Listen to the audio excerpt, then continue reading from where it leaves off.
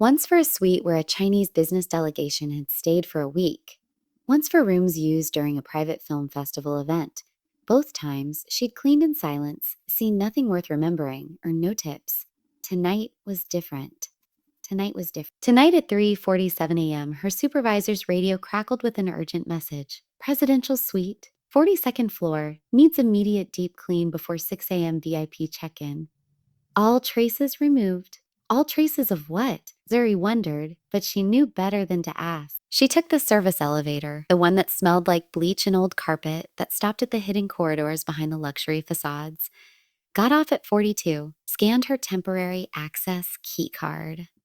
Pushed her cart down a hallway where the carpets transitioned from thick to impossibly thick, where the art on the walls was original instead of reproduction. The presidential suite was at the end of the hall. Double doors. Gold handles.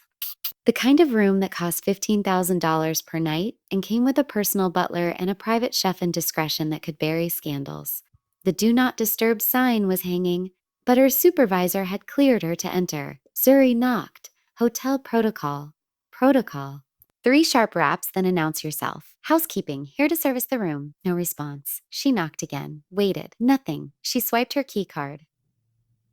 The lock clicked. Green light. The door swung open on silent, expensive hinges. The suite was dark except for city lights filtering through floor-to-ceiling windows. She reached for the light switch. That's when she smelled it. Blood, copper and iron, and the specific, unmistakable scent of internal bleeding. A smell she'd learned in Nairobi during her medical training, before everything fell apart. Before she'd fled to South Korea with forged documents and a student visa that had expired 6 months ago. Zuri's hand froze on the light switch. Every instinct screamed at her to back out. Oh, security. Pretend she'd never been here. This was Seoul's criminal underworld bleeding out in a 5-star hotel, and smart people didn't get involved. But Zuri had stopped being smart the day she decided to save lives instead of protect herself. She flipped the switch. The suite flooded with light, revealing opulence soaked in catastrophe, white leather couches, marble floors, contemporary art worth more than she'd earned in 10 years, and in the center of it all, a man, face down, expensive suit torn and blood-soaked, dark hair matted with sweat. One arm extended like he'd been crawling toward the phone before his strength gave out. A pool of blood spread beneath him like a shadow trying to escape. Zuri's medical training overrode her survival instincts. She dropped to her knees beside him, fingers finding his neck, checking for a pulse. There, faint, thready, maybe 90 seconds from gone. She rolled him over as gently as urgency allowed. The face that turned toward the light was beautiful in the way dangerous things are beautiful. Sharp jawline, pale skin going gray from blood loss. Lips parted, breathing shallow and labored. And in his chest, just below the left shoulder, a bullet wound still bleeding sluggishly. Zuri's mind split into 2 voices, one screaming at her to run, one calculating entry angle, blood loss volume, time until irreversible shock. The doctor in her won. Shift desk. She grabbed her phone, started to dial emergency services, then stopped. If this man was who she thought he was, if this suite belonged to the people she'd heard the other housekeepers whisper about, calling the police was a death sentence. For him, for her, for anyone involved. But doing nothing meant watching him die. Zuri looked at the man bleeding out on marble floors, at the suite that cost more than her yearly salary per night, at the choice that would define everything that came after. And she made it. Don't you dare die on me, she said in English, then repeated in broken Korean. Zuri's mouth was dry. Housekeeping, I came to clean the suite and you were dying? His voice was rough. I was dying. Now I'm not. That doesn't happen by accident. She said nothing. He studied her face, her blood-soaked uniform, the improvised surgical supplies still arranged on the nightstand. His expression shifted from pain to calculation. You're not housekeeping. I am. I work the overnight shift. I have a badge. You performed surgery. He gestured weakly at his shoulder. With hotel supplies, that's not something housekeepers learn on YouTube. Zuri lifted her chin. You're welcome for saving your life. Now I should go before. Sit down. It wasn't a request. Zuri sat. The man, Kang Min-jun, though she didn't know that yet, looked at her with eyes that had seen violence and decided how much more to inflict. What's your name? Zuri. Full name, Zuri Okiang Zuri, I'm from Kenya. I work here legally. A lie, but a necessary one. And you just happen to know how to perform emergency surgery with a kitchen knife? I studied medicine. Before I came to Seoul, I didn't finish, but I learned enough. The man's eyes narrowed. The man's eyes narrowed. Nobody learns that from textbooks. You've done this before, multiple times. Where? Suri's hands clenched in her lap. That's not your business. You made it my business when you cut into me without permission. Now we're bound. You know I was shot. You know I'm here. You know I survived. That makes you a witness or an accomplice, depending on your next answer. Fear crystallized in Zuri's chest. I saved your life, yes, which is the only reason we're having this conversation instead of you disappearing into the Han River. So I'll ask one more time. Who are you? Really? And in that moment, Zuri realized the truth she'd been running from for 8 months. You can't hide from your past when your skills betray you. Zuri made a decision, partial truth, enough to satisfy his questions without revealing everything, without exposing the details that could get her deported or worse. I worked in a field hospital, she said quietly, in Kenya, in refugee camps. We treated casualties from cross-border conflicts, gunshot wounds, shrapnel injuries, emergency surgeries with whatever supplies we could get. I learned fast because people died if I didn't. Minjun studied her face, searching for lies. Why aren't you still doing that?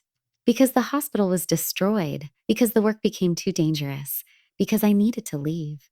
So you came to Seoul to clean hotel rooms? So? Deux fois me to stay alive. Working here lets me send money home, lets me exist without questions. Until tonight. Until you saved someone you should have let die. Zuri met his eyes. I don't let people die. It's not something I know how to do, even when I should. Something shifted in Min Jun's expression, not softening. He was too hard for that, but recalculating, reassessing the woman sitting before him. You speak Korean, he observed. Not well, but functionally. Where did you learn? Online courses, language apps, listening to the other staff. Listening to the other staff. You pick up survival vocabulary fast when you're trying not to get fired. And English? Your accent is educated. University level, Zuri hesitated. I went to university in Nairobi, 2 years of pre-med before I transferred to fieldwork. English is one of Kenya's official languages. Lincoln was quiet for a long moment. Then he reached for the phone on the nightstand, pressed a single number. Someone answered immediately. Yo, boss EU. Yes, it's me. I'm alive. Presidential suite, Shilla Palace. No, don't send anyone yet. I need information first. He listened. Spoke in rapid Korean, too fast and too colloquial for Zuri to follow. Then he ended the call and looked back at her. My people are checking you. Name, employment history, immigration status, everything. If you lied to me, if you're connected to the people who shot me, you won't leave this room breathing. Do you understand? I understand, and I'm not connected to anyone. I clean rooms, that's all. Nobody who just cleans rooms performs surgery like that. The ligature on my intercostal artery was textbook. The suturing was clean. You knew exactly where to cut and what to look for. That's not YouTube education. That's experience measured in bodies. Zuri said nothing. How many people have you operated on like this? I don't keep count. Estimate 50, maybe more. I stopped counting after the first year. Minjun's eyebrows rose fractionally. Rate. The first genuine reaction she'd seen. 50 emergency surgeries in field conditions. No wonder you didn't panic when you found me. Panic doesn't save lives. Procedure does. Even with improvised tools, especially with improvised tools, you learn to work with what you have. A kitchen knife is sterile enough if you boil it. Vodka works as disinfectant in a pinch. Thread is thread, whether it's surgical grade or from a hotel sewing kit. The principles don't change. Min Jun looked at her with something that might have been respect. Or calculation. Or both. Woo. You saved my life, he said slowly. That creates a debt. In my world, debts are sacred. They're paid, always, no matter what. I don't want anything from you. I just want to finish my shift and go home and pretend tonight didn't happen. Too late for that. You saw my face, saw me injured. Saw this suite. You're a witness to attempted murder. Even if you wanted to forget, the people who shot me won't let you. They'll come looking for anyone who helped me. And if they find out a hotel maid saved my life with a kitchen knife, he didn't finish the sentence. He didn't need to. So what now? Zuri's voice was steady despite the fear coiling in her chest. Now you tell me everything. Where you're from, why you're really here, what you're running from. Because people don't end up cleaning hotels in foreign countries unless they're running from something. And I need to know if what you're running from is going to get both of us killed. Zuri looked at this man, this stranger she'd saved, this criminal whose life she'd extended, this dangerous unknown who now held her future in his blood-soaked hands. And she started talking. She told him about Nairobi, about the clinic, about treating casualties from conflicts nobody officially acknowledged, about the night armed men raided their facility looking for a specific patient, a rebel commander who'd been treated and released, about her supervisor who'd been executed for refusing to give up patient records, about how she'd escaped through a back entrance, leaving behind her medical license, her credentials, everything except her life.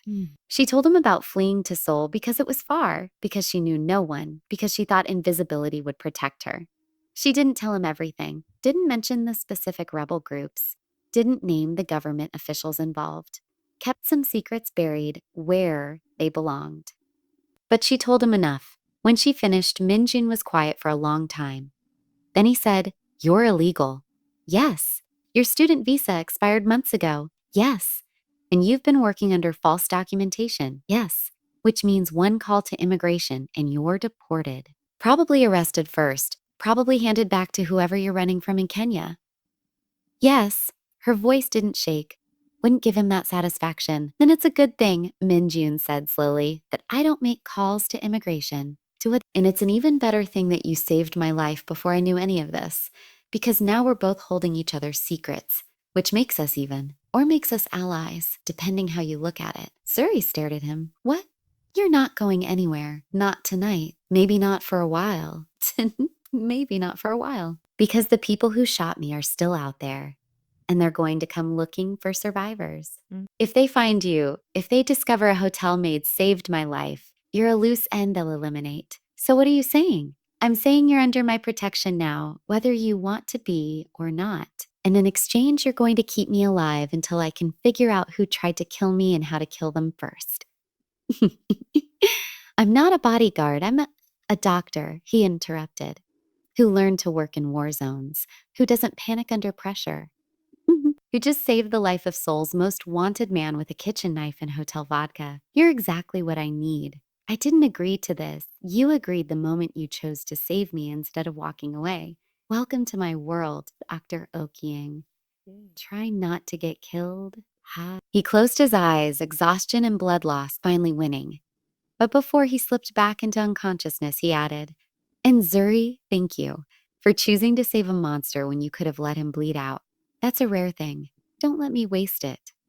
Then he was gone, breathing steady, alive because she'd made an impossible choice. Zuri sat in a presidential suite worth $15,000 per night, covered in blood, holding secrets that could destroy them both, and realized her invisible life had just ended. She'd wanted to stay hidden, to survive, to send money home and wait for some miracle. Instead, she'd become tangled in Seoul's criminal underworld, bound to a man whose name she didn't even know, trapped between the life she'd fled and the danger she'd just walked into, all because she couldn't let someone die. Some doctor you are, she thought bitterly, still saving people who should probably stay dead. But as she looked at the man sleeping on blood-stained sheets, chest rising and falling with breath she'd given back to him, she couldn't bring herself to regret it. Not yet. Not yet. Dawn came through floor-to-ceiling windows like an interrogation light. Zuri had spent the last 3 hours cleaning, methodically, obsessively, erasing every trace of emergency surgery from a luxury suite that would have VIP guests in 8 hours, blood soaked into towels that she bagged for disposal, improvised surgical tools wiped down and returned to their original places, the vodka bottle refilled with water to match the original level. Min Jun slept through all of it, his body demanding rest to compensate for blood loss and trauma. She checked his vitals every 30 minutes, pulse steadying, breathing deeper, color returning to his face. The sutures held, no signs of infection yet, though that could change fast without proper antibiotics. At 6:23 a.m., her supervisor called her radio. Closer called her radio. "Zuri, why are you still in the presidential suite? You should have finished 2 hours ago." She pressed the transmit button.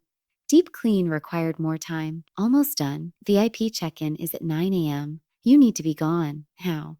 Understood. Finishing up, she ended the call and looked at Min Jun. Jun soon. Still unconscious. Still vulnerable. Still a massive problem she'd created for herself. Her shift ended at 7 a.m. She needed to clock out. Go home. Pretend this night had never happened. But leaving him alone meant leaving him exposed. And if the people who'd shot him came back to verify he was a dead, go. Nah. The suite door's keycard lock clicked. Zuri's heart stopped. Someone was coming in. Too early for housekeeping. Too early for VIP check-in. She moved fast, grabbing the bag of bloody towels, shoving it into her cleaning cart, positioning herself between the bedroom door and whoever was entering. The suite door swung open. 3 men, Korean, mid-30s, expensive suits that couldn't hide the violence underneath. They moved with the coordinated efficiency of people who'd done this before. One staying at the door, 2 advancing into the suite. They saw Zuri, froze for a half second. Yojinun museo bai eopseo, the first man said. Nothing to see here. Naga, get out. Zuri's Korean was good enough to understand tone, if not all words. She bowed slightly, keeping her eyes down, playing the role of terrified immigrant housekeeping staff. Sorry, almost finished. I go now. She started pushing her cart toward the door. Jam can man. Wait. The second man stepped in front of her cart, looked at her more carefully, at her uniform, knee, her face, her hands. His eyes caught on something. A detail. She followed his gaze down and felt ice flood her veins. Blood under her fingernails. She'd scrubbed for 10 minutes but missed the tiny crescents where blood had dried beneath the nail beds. The man's hand moved toward his jacket. Toward the gun she knew was there. Neo, you. From the bedroom, Min Jun's voice cut through the tension like a blade. Yang, Sung Ho, stand down. All 3 men turned toward the bedroom. Zuri used the distraction to back toward the door, but the guard there blocked her path. Min Jun appeared in the bedroom doorway, moving slowly, one hand pressed to his shoulder, but upright. Alive. His face was pale, but his eyes were sharp, focused, dangerous. The 3 men stared at him like seeing a ghost. Boss. The first man, Tiang, spoke in rapid Korean. We got intel you were hit. We came to secure the scene and find the body. We thought. You thought I was dead. I should be, would be, if not for her. Min Jun gestured at Zuri. The housekeeping woman you were about to shoot just saved my life. So lower your weapons and start thinking about who actually wants me dead, because it's not her. Sung Ho looked between Min Jun and Zuri, calculation evident. Boss, she's a witness. She's seen everything, yes. And she also performed emergency field surgery to keep me breathing, which means she's an asset, not a problem. Touch her and you answer to me. Clear? Me, boss? But Sung Ho's expression promised future questions. Minjun turned to Zuri. Go home. Get some sleep. Don't talk to anyone about tonight. My people will contact you later. I don't care what you want. You're involved now. The people who shot me will learn I survived. They'll investigate how. They'll find security footage of housekeeping entering my suite during the critical window. They'll come looking for you. So you have 2 choices. Accept my protection or run and see how far you get before they find you. Zuri's jaw tightened. This is because I saved you. This is because the world is brutal and fair has nothing to do with it. You made a choice. Now live with the consequences. Tiang will escort you home.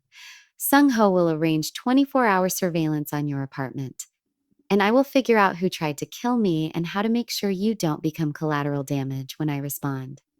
I didn't ask for any of this. No one asks for the life they get. They just survive it. Min Jun's voice softened fractionally. Go home, Zuri. Rest. And when my people contact you, cooperate. It's the only way you stay alive. Yang approached her carefully, hands visible, non-threatening. Gaja, he said quietly. Let's go. Zuri looked at Min Jun one last time. This stranger she'd saved. This criminal who'd just conscripted her into his war. This man whose blood was still dried under her fingernails. You're welcome, she said in English, for saving your life, even though you're making me regret it. A ghost of a smile crossed Min Jun's face. You'll regret it more before this is over, but you'll also understand why I couldn't give you a choice. Not anymore. She left with Tiang pushing her cleaning cart, looking like just another overnight worker finishing a shift. But inside she was screaming. She'd come to Seoul to disappear, to be invisible, to survive in the margins until some miracle made things right. Instead, she'd saved a mafia boss with a kitchen knife and become a target in a war she didn't understand. And the worst part? In front of me, while I stood frozen like a coward. Then they burned the clinic, burned patient records, burned everything. I escaped through a drainage tunnel, ran for 3 days, hiding in villages, bribing truck drivers for rides to the coast, got to Mombasa, used my father's emergency savings to buy forged documents and a plane ticket. Chose Seoul because it was far enough that no one would follow. Minjun was quiet. Then your father died protecting strangers, and you ran instead of staying. Yes, the word tasted like ash. Do you regret it? Zuri looked up, meeting his eyes. Every single day, but I regret being alive less than I'd regret being dead. Is that what you want to hear? That I'm a coward who values survival over principle? No. Injun set down his teacup. Ian's teacup. I want to hear that you understand what it means to make impossible choices, to choose life when honor says you should die. Because that's the world I live in too. He stood, walked to the window, looked out at rain-soaked gardens. I was 17 when my father, head of the Kang organization, was killed by rivals. Ambushed, slaughtered, left in pieces as a warning. Everyone expected me to run, to hide, to let the family empire collapse. Instead, I stayed. Learned became harder than the people who killed him. And I rebuilt what they destroyed. But it cost me everything soft, everything human. He turned to face her. You saved my life with skills your father taught you. Skills you were supposed to use to heal, not to patch up criminals in hotel rooms. That makes us mirrors. Both running from dead fathers to both surviving when we should have fallen with them. Both carrying guilt that doesn't fade. Why are you telling me this? Suri whispered. Because you need to understand that staying alive isn't cowardice. It's the hardest choice you can make. And because I need you to understand that I won't let what happened to your father happen to you. Not on my watch. Not while you're under my protection. Why do you care? I'm nobody, just a hotel maid who made a stupid decision. Min Jun smiled, sad and sharp.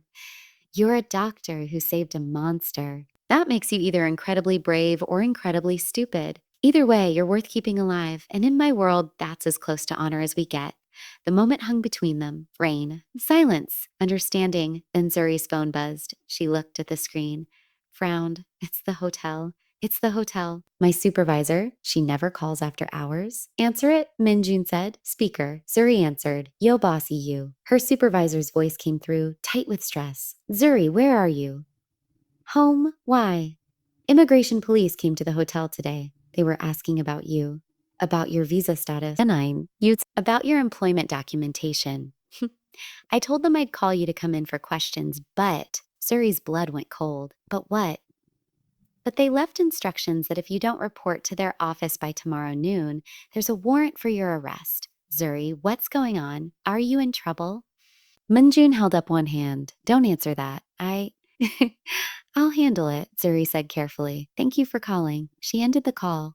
Minjun was already on his phone, speaking rapid Korean to someone. When he hung up, his expression was dark. Me. The Red Tiger Syndicate has connections in immigration enforcement. They're using legal channels to flush you out. If you report tomorrow, they'll detain you. If you don't, you're a fugitive. Either way, they get you. So I'm trapped. Not yet, but close. He sat down across from her again, Indil and his voice. This is the part where you decide. Run and probably die alone. Or trust me and probably survive. Choose. Zuri looked at this man, this stranger who'd become her only protection against forces she didn't fully understand. This criminal who spoke of honor and dead fathers and the weight of impossible choices. She thought about her own father, about the night he'd stood his ground and died for it. About how she'd run and survived and carried that shame like a stone ever since. She thought about the choice that had started all this, saving a life instead of walking away. I choose survival, Zuri said, which apparently means trusting a mafia boss I met 3 days ago. So, my father would be horrified. My father would applaud, Minjun replied. He always said the best allies are the ones who have nothing left to lose except their lives. Welcome to my world, Dr. Ohyang. Let's make sure you survive it. And after, when this is over, to when this is over. After, Minjin said quietly, you get to decide who you want to be. Doctor again, hotel maid. Something else. But first we survive. Together, Zuri nodded. sealing a pact made in blood and rain, and the ghosts of fathers who died for principles their children no longer had the luxury to honor. Outside, Seoul glittered like broken promises. Inside, two people running from different pasts made a choice to stand still and fight. It was the beginning of everything that came next. The photograph arrived 2 days later. Min Jun called Zuri to his compound at midnight. No explanation, just Tiang appearing at her door with an expression that promised nothing good. She entered the same tea room as before. But this time, Minjun wasn't alone. Sung Ho stood beside him, and three other men she didn't recognize sat along the walls, all watching her with the cold assessment of people deciding her fate. On the low table between them, a photograph, black and white, grainy, security camera footage. So Zuri stepped closer, looked down, and felt the floor drop from beneath her. The photograph showed her, in Nairobi, 3 years ago, standing outside a nondescript building that she remembered too well, talking to a man whose face made her blood freeze. Mekna, the warlord. Zazangina, the warlord. The one whose forces had destroyed her clinic and killed her father. But in the photograph, she wasn't running from him. She was talking to him, deliberately, calmly, like colleagues, like co-conspirators. Muzun. What? Suri's voice failed. Min Jun's expression was stone. That's you. It's you. 3 months before your clinic was raided, 3 months before your father died, having what appears to be a very friendly conversation with the man whose forces supposedly destroyed everything you loved. I can explain. Then explain. His voice was ice. Explain why the Red Tiger Syndicate sent me this photograph along with a very interesting story. They claim you're not a refugee doctor. You're an intelligence asset. That you were embedded in the refugee camps to gather information on Makana's movements. So, that the raid on your clinic wasn't random. It was retaliation for intelligence you provided. That your father died because of what you did. Zuri's hands shook. That's not, they claim, Minjun continued, cutting through her protest, that you're still operational. That saving me was an accident. It was assignment. That you're working for someone who wants eyes inside my organization. And that everything you've told me is a lie designed to get close. He stood, walked around the table, stopped directly in front of her.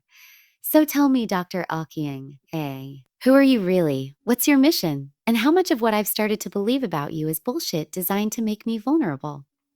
Suri looked at the photograph, at the evidence of a past she'd buried so deep she'd almost convinced herself it never happened, at the proof of choices that had cost her everything. She could lie, should lie, spin some story that protected secrets she'd sworn to keep. But looking at Minjun's face, at the betrayal there, the dawning realization that he'd let himself trust someone who might be using him, she made a different choice. She told the truth. You're right, Suri said quietly. That's me, talking to Makina, 3 months before everything burned. I wasn't just a doctor in the refugee camps. I was also gathering intelligence, not for a government, for an international medical organization that tracked war crimes. We documented atrocities, built cases for international tribunals. I was assigned to gather evidence on Makina's forces, locations, operations, the civilian massacres they tried to hide. She forced herself to meet Minjun's eyes. I thought I was helping, thought I was doing something meaningful. But Makina had people inside the medical organization. They discovered what I was doing. The raid on our clinic wasn't random retaliation. It was targeted execution. They came for me. Found my father instead. And when I ran, they let me go because I was already discredited. Already branded a traitor by both sides. Useless as an asset, dangerous as a witness.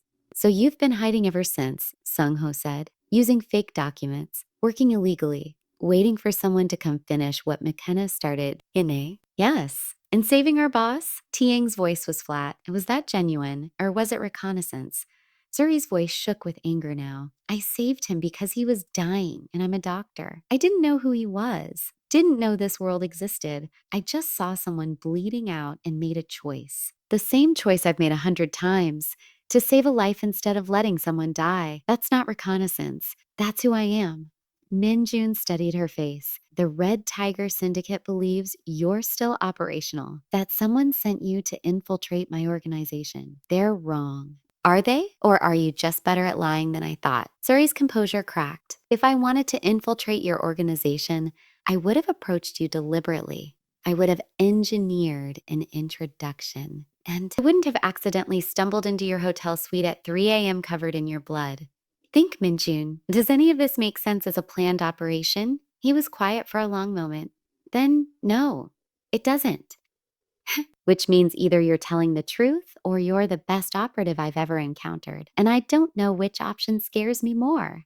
I'm not an operative, not anymore. I'm just someone trying to survive. Survival in my world requires proof. So here's what's going to happen. You're going to tell me everything, every organization you worked with, every handler you reported to, every piece of intelligence you gathered, and I'm going to verify all of it. If you're lying, I'll know. And if you're lying, he didn't finish, didn't need to. And if I'm telling the truth, Zuri asked, then you become more valuable than you realize because someone with your intelligence background, your medical skills, and your ability to operate in hostile territory is exactly what I need to survive what's coming. What is coming? Minjun turned back to the table, pulled out more photographs, surveillance images, meeting locations, financial documents. A war. The Red Tiger Syndicate isn't just targeting me. They're positioning to absorb my territory, my assets, my people. They sent you this photograph not to expose you. They don't actually care who you are. They sent it to make me doubt you, to isolate me, to remove the one person who saved my life when they tried to end it. He looked at her. So the question isn't whether you're a spy. The question is whether you're willing to become one, for me, against them, using every skill you learned gathering intelligence on warlords to help me dismantle the organization trying to kill us both. Zuri stared at him. You want me to spy on the Red Tiger Syndicate? I want you to help me survive, and if that means using your past to build our future, then yes. I want you to be exactly what they think you are, except working for me instead of against me. That's insane. That's soul. That's my world. That's the price of survival when you're caught between forces that will crush you if you stay neutral. Zuri looked at the photographs, at evidence of her past spread across a table like accusations. At the choice being offered, run and die alone or fight and maybe live. She thought about her father, about standing for principles, about dying with honor. Then she thought about survival, about making impossible choices, about becoming something her father might not recognize but would hopefully understand. If I do this, she said slowly, I need guarantees. My family in Kenya gets protected. My visa situation gets resolved. And when this is over, I get to walk away. Clean, free, no strings. Done. On all counts. Minjun extended his hand. Do we have a deal? Zuri looked at that hand, at the pact it represented, at the transformation from refugee doctor to intelligence operative for Seoul's criminal underworld. She took it. We have a deal. God help us both. Minjun smiled, sharp and genuine. God abandoned us a long time ago, Dr. Okiing. We're on our own, which means we'd better be good at this. I was good enough to fool a warlord for 3 months before my cover broke. Think I can handle a soul crime syndicate? We're about to find out. Welcome to the war. Try not to die. Same to you. You're still my patient, remember? I'd prefer not to waste good surgery. He laughed. Actual laughter. You saved me with a kitchen knife. At this point, I'm your finest work. Don't let me get killed before you can brag about it.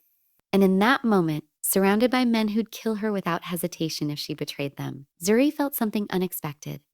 Purpose. Not the purpose her father had taught her. Healing, service, sacrifice. A new purpose. Survival as rebellion. Living as revenge against everyone who tried to make her disappear. She'd come to Seoul to be invisible. Now she was going to burn so bright they'd never forget her name. The plan came together in 72 hours. Min Jun's intelligence network confirmed the Red Tiger Syndicate was planning a major move, a summit meeting in 3 days with their international partners. Korean syndicate leaders, Japanese Yakuza representatives, Chinese triad connections, all gathering at a private estate in Gangwon province to finalize territory agreements and power structures. This is their coronation, Minjun explained, spreading maps across his office table. They're announcing my death, real or pending, and dividing my territory like I'm already gone. If we don't disrupt this meeting, we lose everything. How do we disrupt it? Suri asked. She'd spent the last 3 days learning crash course intelligence gathering. surveillance techniques, information analysis, operational security. Her medical background translated surprisingly well. Both required attention to detail, pattern recognition, and the ability to stay calm under pressure. We infiltrate it, Sung Ho said, get evidence of their illegal agreements, document who's involved, then leverage that information to fracture their alliance before it solidifies. Yeah. In the infiltration method, Zuri already suspected the answer. You, Minjun confirmed. They're bringing in medical staff, private doctors to attend to aging syndicate leaders with health issues. We forged credentials for you. Dr. Zuri Okian, graduate of Nairobi Medical College, now working private medical consultancy in Seoul. Impeccable references that can't be verified in 3 days. You'll be embedded as medical support during the summit. Zuri's stomach flipped. Flipped? You want me to walk into a room full of international crime lords and gather intelligence? I want you to do what you did in the refugee camps. Blend in, observe, document. Except this time, instead of gathering evidence on war crimes, you're gathering evidence on criminal conspiracy. Same skills, different uniforms. The refugee camps didn't have people like Park Dong-man, T. Yang added, referring to the Red Tiger Syndicate's leader. He's paranoid, brutal. He personally killed the last person who tried to infiltrate his organization. Made it slow. Slow. Made it public? Comforting, Zuri muttered. Minjun looked at her seriously. I won't force this. You can refuse, but if you refuse, we have no other play. We lose.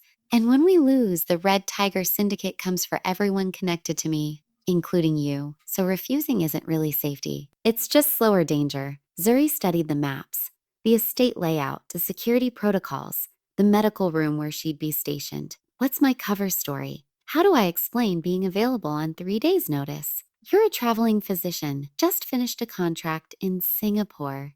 Finished a contract. Looking for short-term, high-paying assignments. The money they're offering is enough to explain suspension of judgment about your patients. And if they check my background deeper, we have people ready to answer calls and verify your credentials. Medical school records modified to include your name. Hospital rotations documented. Everything a surface-level investigation would find. But if they dig deeper, past 3 years deep, the story falls apart. So I better be convincing. You spent 3 months convincing a warlord you were just an innocent doctor. You've already done the hard part. This is just a different kind of warlord. Zuri laughed. Dark. Sharp. Your pep talks need work. Minjun smiled.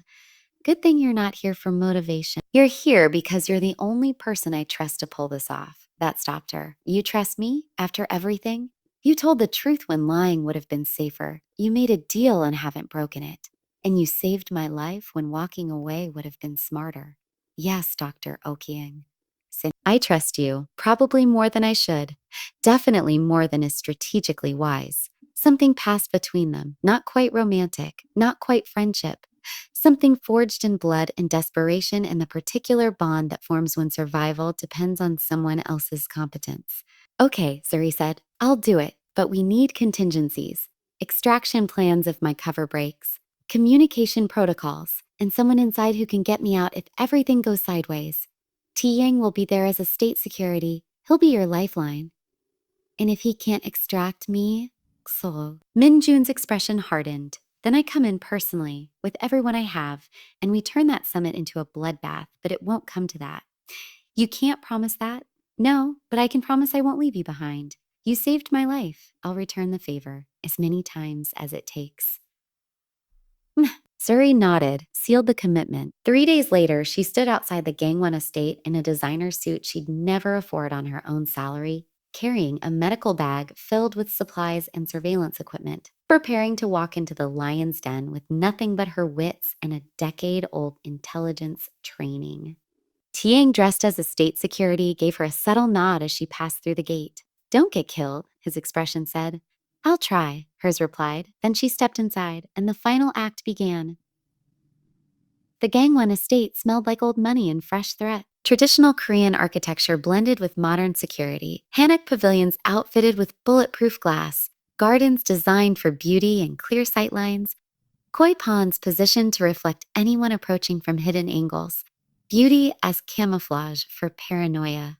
Zuri was escorted to the medical suite by a stone faced guard who checked her credentials 3 times. The room was well equipped: examination table, monitoring equipment, emergency supplies, a gilded cage where she was expected to wait until summoned to attend aging crime lords with heart conditions and diabetes. She had 4 hours until the main summit meeting began. 4 hours to establish her cover, deploy surveillance equipment, and gather intelligence that could save Min Jun's organization. 4 hours. And already things were going wrong. Dr. Okiang. The voice came from the doorway. Cold, amused, dangerous. Suri turned. Park Dong-min stood there. Red Tiger Syndicate leader, mid-50s, expensive suit. Eyes that had watched people die and felt nothing. Mr. Park, she bowed slightly, professional. Deferential, deferential. I wasn't expecting a personal visit. Is someone requiring medical attention? Not yet. He stepped into the room, closing the door behind him. But I wanted to meet the doctor who came so highly recommended. Your credentials are impressive. Nairobi Medical College. Field hospital experience. Trauma surgery specialization. Very impressive. Thank you. Thank you. Almost too impressive for someone willing to take a last-minute assignment with questionable clients. He smiled. Shark teeth. Makes me wonder what you're really doing here. Zuri's pulse spiked, but she kept her expression neutral. I'm doing what doctors do, providing medical care for money. The ethics of my patients aren't my concern. Their biology is. Interesting philosophy. Tell me, did you apply that same philosophy 3 days ago at the Shilla Palace Hotel? When you were working as overnight housekeeping? Ice flooded Zuri's veins. He knew. Park Dong-min pulled out his phone, showed her a photograph, security footage, entering Min Jun's suite. Timestamp, 3:47 a.m., the night of the shooting. You saved Kang Min Jun's life, Park said conversationally, with a kitchen knife and hotel supplies. Quite resourceful. Which makes me wonder, are you a very dedicated hotel maid who happened to have surgical skills? Or are you something else entirely? Zuri's mind raced. Denial was pointless. He had evidence, but admission meant death. She chose a third option. Partial truth wrapped in misdirection. You're right, she said quietly. I'm not just a doctor. I'm a doctor hiding from immigration authorities because my visa expired. I work hotel night shifts because they don't check documentation carefully. When I found a man bleeding out, I made a choice: save him and risk exposure, or let him die and stay hidden. I chose to save him. Then he offered me protection and money I desperately need. So yes, I work for Kang Min Jun now. Because survival beats principles when you're one phone call away from deportation. Park studied her face, calculating. And this assignment. Coming here? Your people contacted me directly, offered triple my usual rate. I didn't ask questions. Couldn't afford to. Money like that buys a lot of invisibility. So you're not a spy. You're just a desperate immigrant who'll work for anyone who pays. Exactly. No loyalty. No agenda. Just survival. She met his eyes.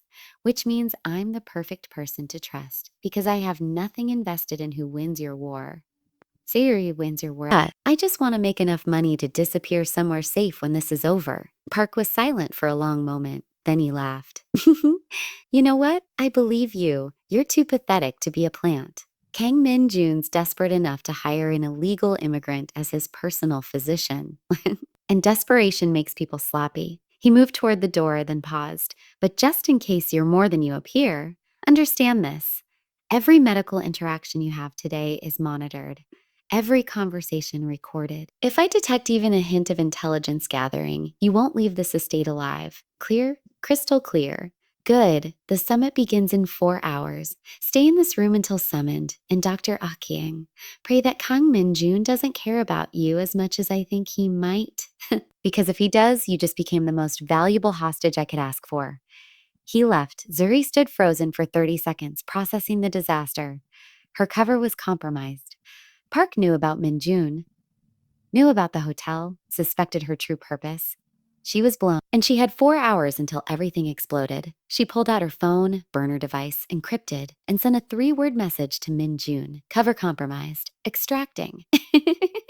His reply came in seconds. Stay, new plan, trust me. Are you insane? Probably. But I'm not letting you die alone. Stay in position. Help is coming. Before Zuri could respond, the door burst open. Ti Yang stumbled in, blood streaming from a cut above his eye, hands zip-tied behind his back. Two guards shoved him to his knees.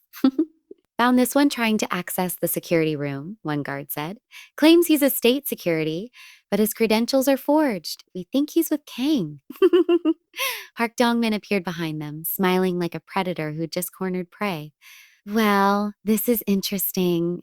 Dr. Okyung, would you like to explain why Kang Min-jun's head of security is here? Still think you're just a desperate immigrant with no agenda? Zuri's medical training took over. She dropped to examine Ti Young's injury, buying seconds to think. I don't know who he is, she said. I don't know who he is, she said. But that head wound needs treatment or he'll have a concussion. Let me work.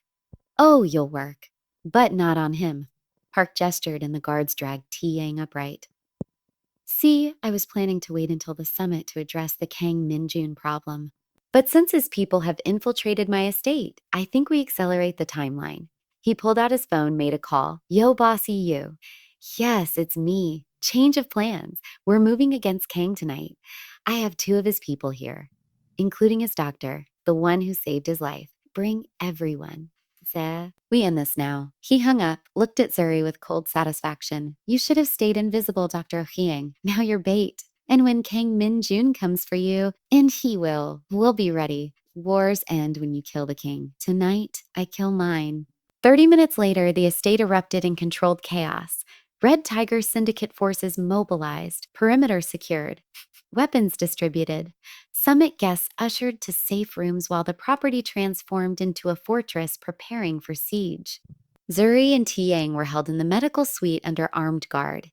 His head wound had stopped bleeding, but he'd taken hits that meant concussion, maybe worse. This is bad, Tiang muttered in English. Boss shouldn't come, should cut losses and rebuild. He's coming anyway, isn't he? Zuri asked. He saved you with a kitchen knife. You think he's the type to abandon people? No. She knew Minjun well enough by now, knew the code he lived by. Debts paid, loyalty absolute, protection offered, protection delivered. He was coming into a trap, outnumbered and outgunned. We need to help him, Zuri said. With what? We're unarmed, guarded. They took everything, not everything. Zuri pulled out a scalpel from the medical supplies. Small, precise, deadly in the right hands. I'm a surgeon, remember? I know exactly where to cut. Ti Yang smiled despite the pain. You're insane.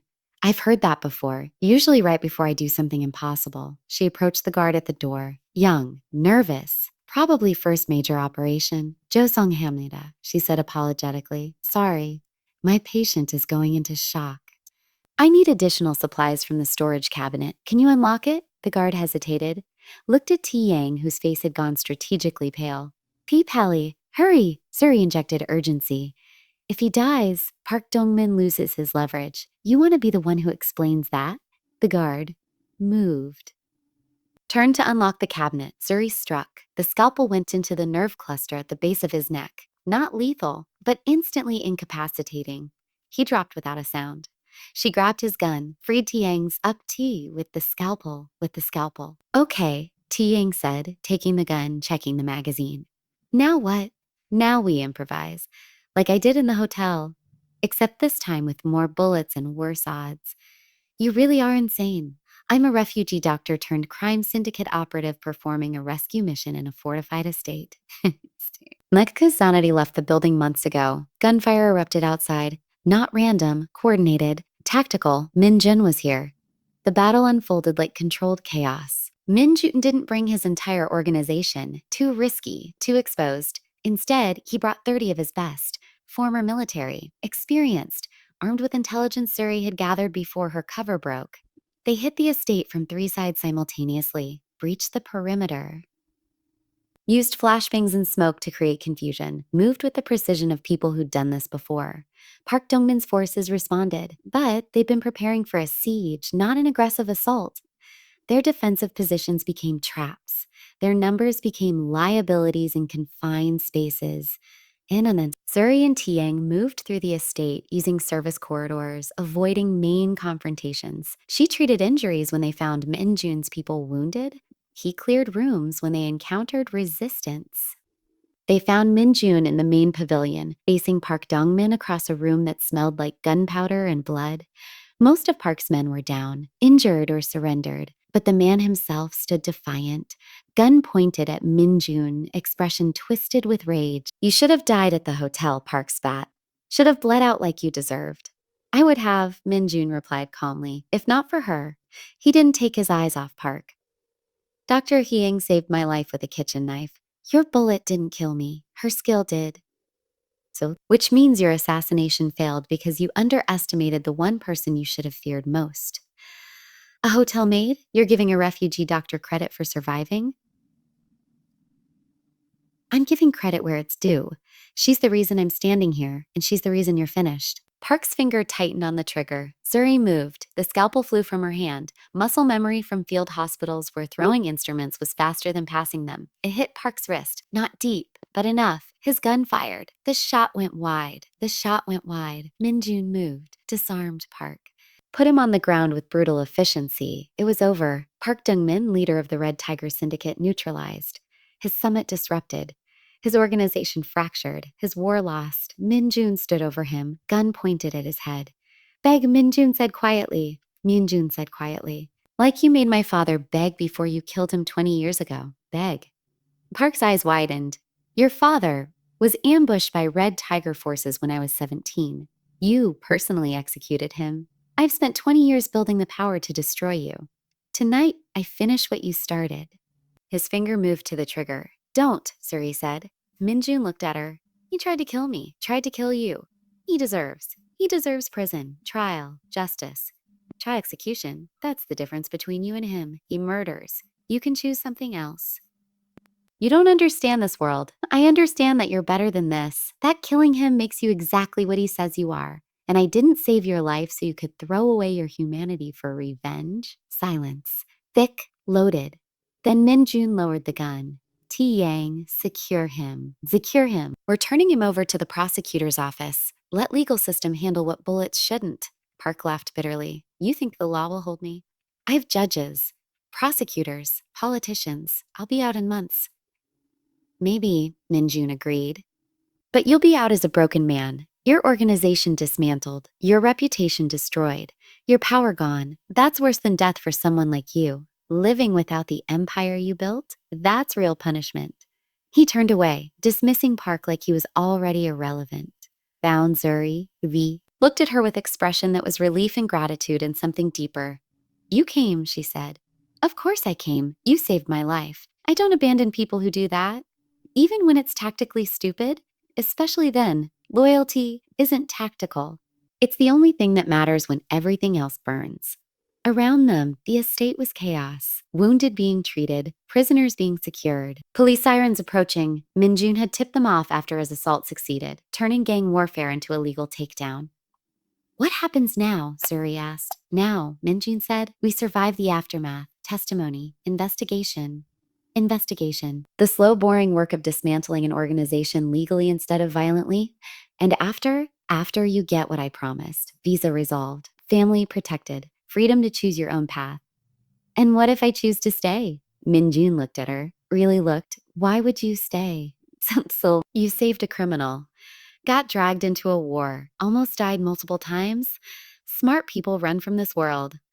Smart people do a lot of things I've never been good at, like staying invisible, like letting people die when I could save them, like walking away from someone I..." She stopped, reconsidered, someone I've become inconveniently invested in. A smile ghosted across Min-jun's face.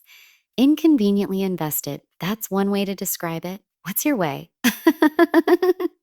"But when I find them, you'll be the first to know." "Good. Ditha, because I didn't save your life with a kitchen knife just to lose you to poor communication." He laughed. Actual, genuine laughter.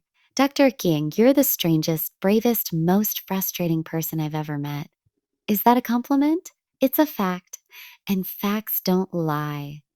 Police flooded the estate. Min-jun's lawyer arrived, the machinery of legal justice ground in emotion. And Zuri, standing in the wreckage of a battle she'd helped win, realized something profound. She'd come to Seoul to disappear, to survive, to send money home and wait for miracles. For miracles. Instead, she'd become visible, powerful, connected to someone who saw her not as cheap labor but as an equal, a partner, someone worth saving the way she'd saved him. It wasn't the life her father had imagined for her, but it was the life she'd chosen. And choice, she was learning, was the most radical form of freedom. 6 months later, Seoul looked the same, but Suri's world was unrecognizable. The Red Tiger Syndicate collapsed spectacularly. Park Dong-min was sentenced to 23 years. His lieutenants turned state's evidence to reduce sentences. Assets seized, territory redistributed. The organization that had controlled northern Seoul for 2 decades ceased to exist. Min Jun's cooperation with prosecutors earned him immunity for testimony. Not forgiveness, the government didn't forgive men like him, but pragmatic recognition that his information dismantled networks they couldn't touch legally. His organization transformed, divested criminal holdings, transitioned toward legitimate business, real estate development, private security, hospitality consulting. The change was gradual, imperfect, but genuine. Zuri's visa was resolved through what Min Jun called strategic legal persuasion, and what she suspected involved money and favors she didn't want to know about. She was legal now, documented, free to work without fear of deportation. Her family in Kenya was safe. Min Jun's people had arranged protection, relocation, financial support. Her mother cried when Zuri called to explain everything. Cried harder when Zuri said she was staying in Seoul, building a new life with someone who understood what it meant to carry ghosts. She'd return to medicine. Not field hospitals this time. A private clinic in Itaewon that served immigrants and refugees, people without documentation who needed care without questions. Shurinjen funded it. She ran it. They both knew it was penance and purpose wrapped together. The clinic was small, clean. Nothing like the luxury she'd seen in Minjun's world, but infinitely more valuable. Lives saved, wounds treated. Hope restored one patient at a time. She kept the scalpel from the Gangwon estate in a frame on her office wall, a reminder of the night she'd thrown it with surgeon's precision and changed everything. Minjun visited the clinic regularly. The slow, imperfect work of rebuilding yourself after violence tears you down. But they also don't tell you about the moment someone looks at you like you're the reason they're still breathing, like you're not broken or temporary or disposable, but essential, irreplaceable, home. Seoul glittered around them like broken glass catching light. And for the first time since fleeing Nairobi, Zuri Ochieng wasn't running anymore. She was staying, building, choosing. And that was everything. This is the story of how a hotel maid became a surgeon, became a spy, became someone who mattered. How a kitchen knife saved a life and changed two futures. How survival sometimes looks like throwing a scalpel with perfect precision.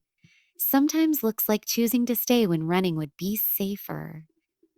Sometimes looks like loving someone dangerous and letting them love you back. Zuri's clinic is still open in ET1, still serving people the system ignores. Minjun still funds it, still visits, still brings expensive coffee, and pretends he's not completely gone for the woman who saved him. They're building something, not perfect, not traditional, but theirs. And somewhere in Nairobi, Zuri's mother tells stories about the daughter who fled to Seoul, saved a gangster's life, and accidentally became the most dangerous doctor in Korea. Not dangerous because of violence. Dangerous because she refuses to let anyone die invisible, because she believes people deserve second chances, healing, hope, even people who probably don't deserve it, especially them. If you believe that your past doesn't define your future, that you can be more than what survival made you, subscribe now. Comment below where you're watching from and what story you want to hear next. Should we follow Minjun's full transition from crime boss to legitimate businessman? Should we explore Zuri's family arriving in Seoul and navigating their new life? Should we tell the story of another patient who walks into her clinic with secrets and blood on their hands? You decide, because the story, it's only the beginning. Slope it. And somewhere in Seoul, a doctor keeps a kitchen knife in a frame on her wall. A reminder that sometimes the most radical thing you can do is choose to save a life when the world says, let it end. That sometimes broken things heal into something stronger than they were before. That sometimes the person you save ends up saving you right back. Welcome to Seoul, city of second chances. Try not to need emergency surgery.